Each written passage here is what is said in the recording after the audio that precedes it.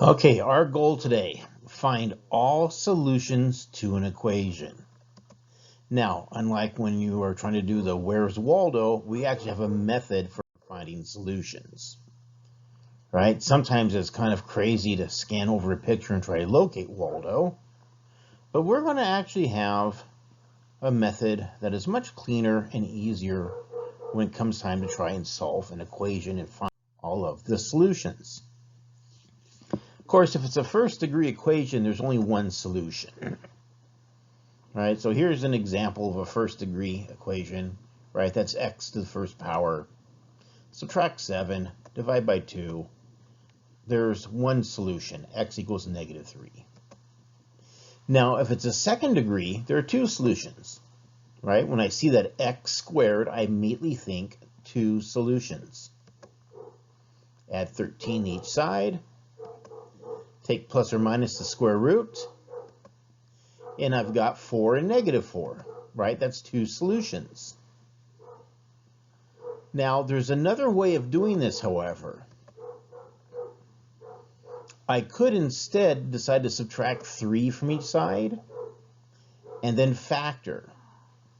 Now, this might be more writing, but it's more obvious that there are two solutions, and it's more obvious why there are two solutions, right? Because there's two distinct different factors.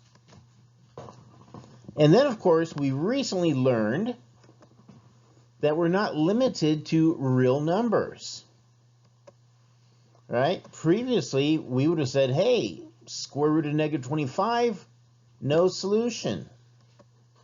But we know we can take the square root of a negative number using our imaginary number I, right? So this has really opened some things up for us.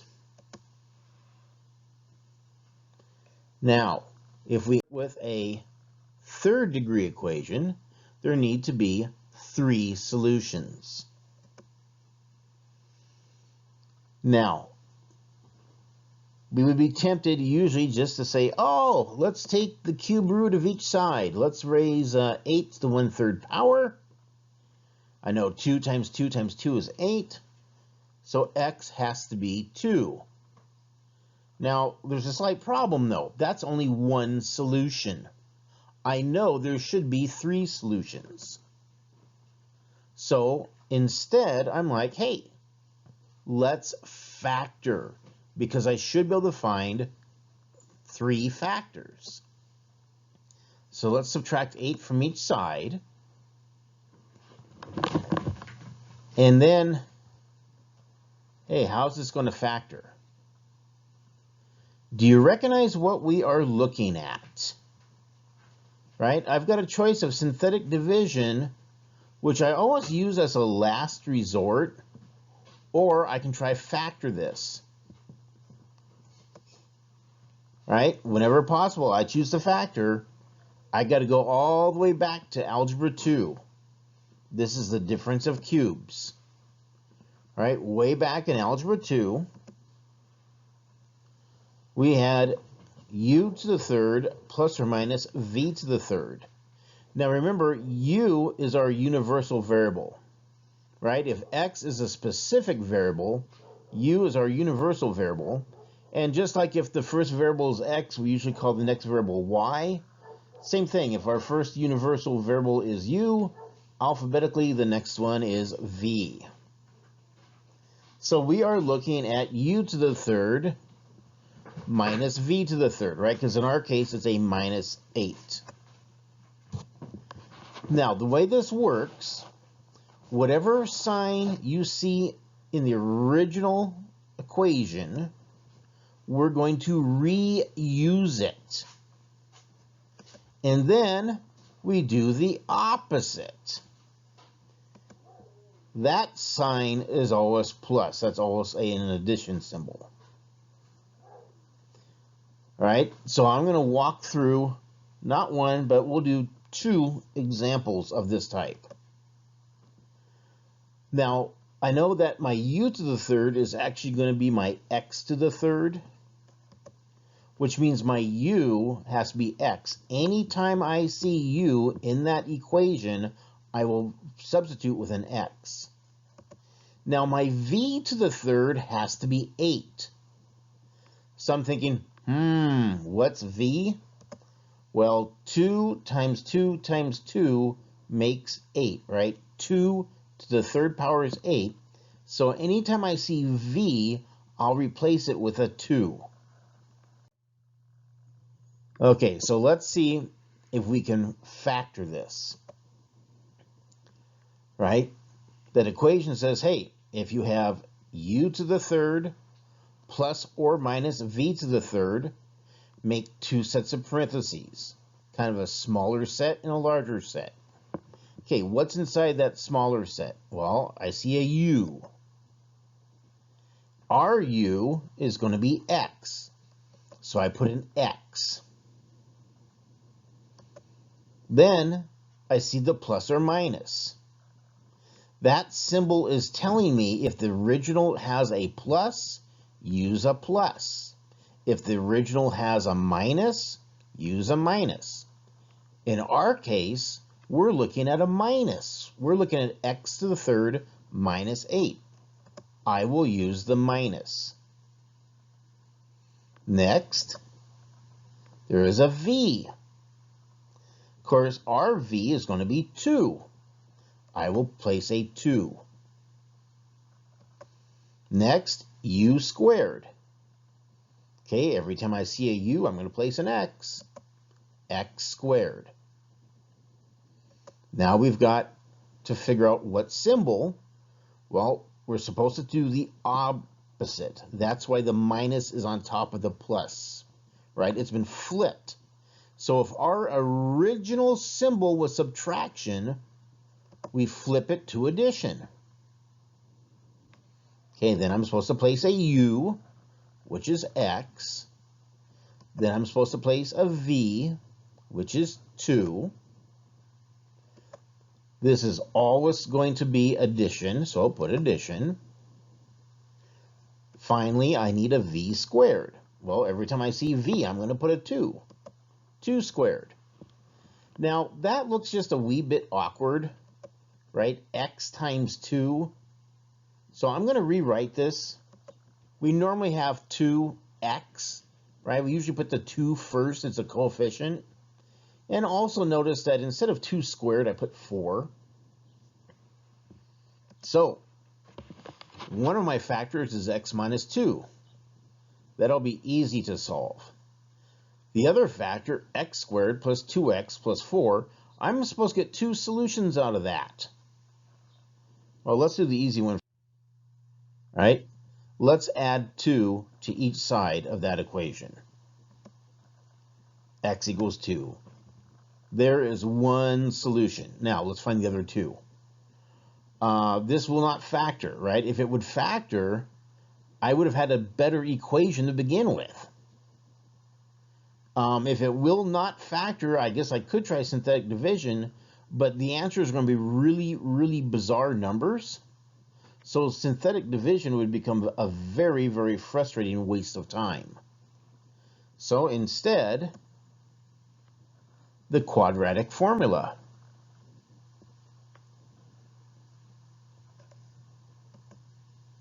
All right, so let's plug some things into the quadratic formula. I got to start out with minus b. In our case, b is 2, so I'll put minus 2. B squared, well, again, b is 2, so I'll put 2 squared. Minus 4 times a. Well, if I don't see a number in front of that x squared, a is 1.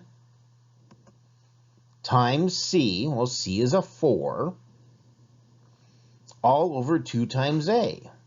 Again, if I don't see a number on the x squared, a is 1. Okay, 2 squared. Well, 2 times 2, of course, is going to be 4. 4 times 1 times 4. Well, that's going to be a 16.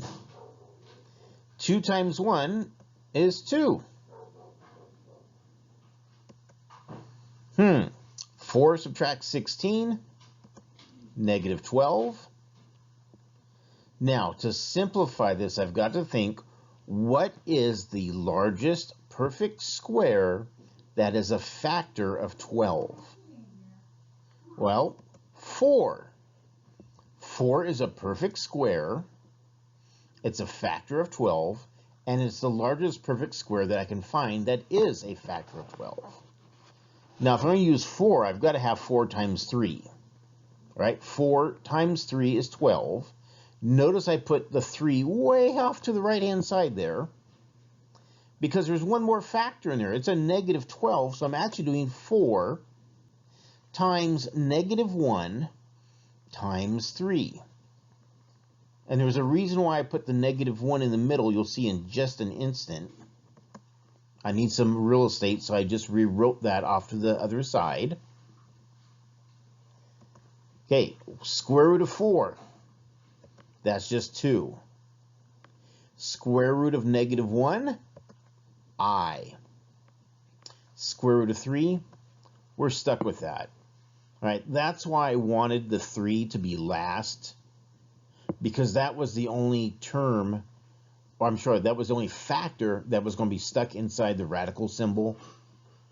Right, square root of 4, I can do that. That's a 2. Square root of negative 1, I can do that. That's my imaginary number I. Square root of 3, I'm stuck with that, so I wanted that last. Now, I can reduce this fraction, and sometimes it's a little bit more clear what is happening if I rewrite it this way. Because sometimes students will just cancel the first 2 they see on top with the 2 on the bottom, and they don't quite realize that you're not really doing that, right? If I'm canceling a 2 on the denominator, everything in the numerator has to be divided by 2, right? So that's why I broke it out this way. So you can say, oh, negative 2 divided by 2 is negative 1. 2i root 3 divided by 2 leaves me 1i root 3. Of course, I'm not going to put the 1, so I just put I root 3, right? Because 2 over 2 reduces to 1. So, what do we have? I've got 3 answers, right? X to the 3rd power implied I should have 3 answers. The first answer, of course, was just 2. We found that a long time ago. And then, because of that subtraction symbol, we have a second answer, negative 1 minus I root 3. And then because of the plus symbol, there's our third answer, negative 1 plus I root 3. So we indeed have 3 solutions when we started with x to the 3rd power. Let's do one more. Okay, so this time I'm going to start out with x to the 3rd power plus 64 equals 0. Notice I already have it ready to factor. Right? We don't have to move the 64 from one side to the other. I already have it set up correctly. So what are we looking at? Well, u to the 3rd is x to the 3rd. So anytime I see a u, I need to substitute with an x. V to the 3rd is 64. Now, be careful because a lot of students will do something silly here.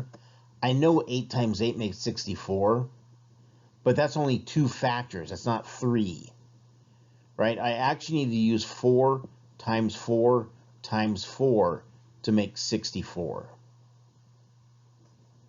right? I got to make sure I don't accidentally use 64 every time I see a V.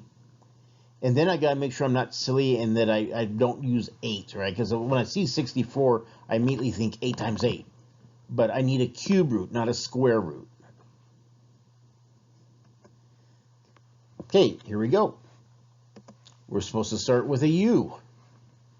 So that's x.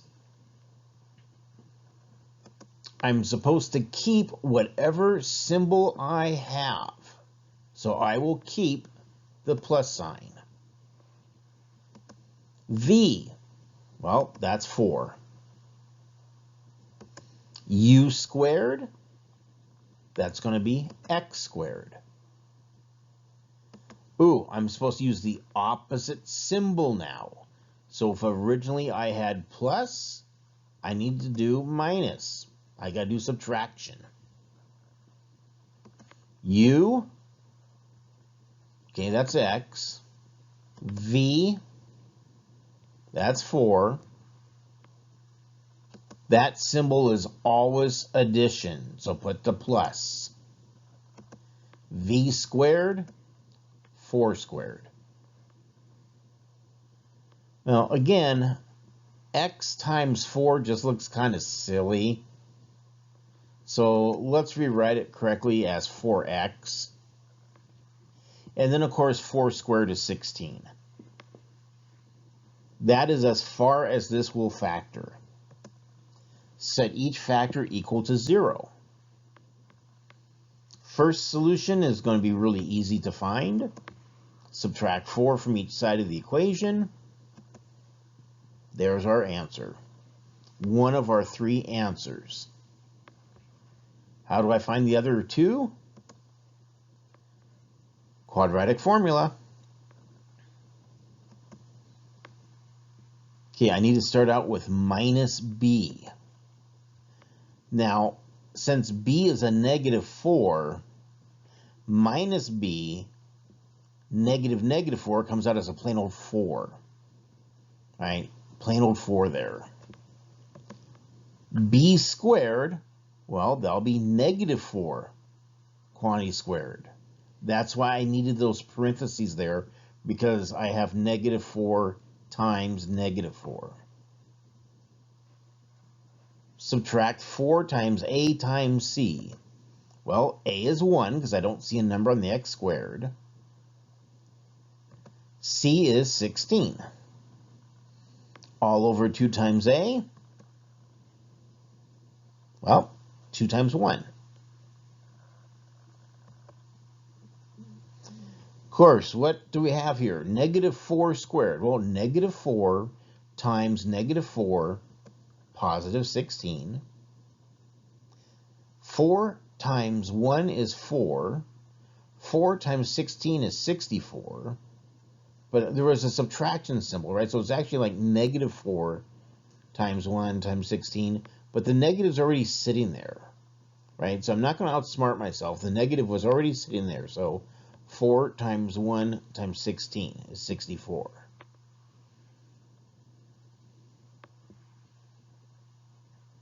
And of course, 2 times 1 is 2.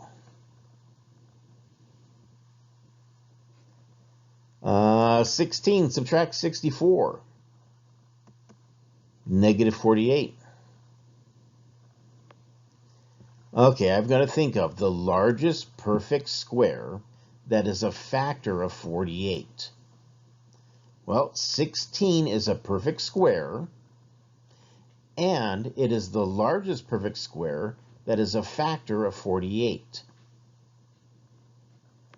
Hey, we got a 3 again. Isn't that suspicious? 16 times 3 is 48.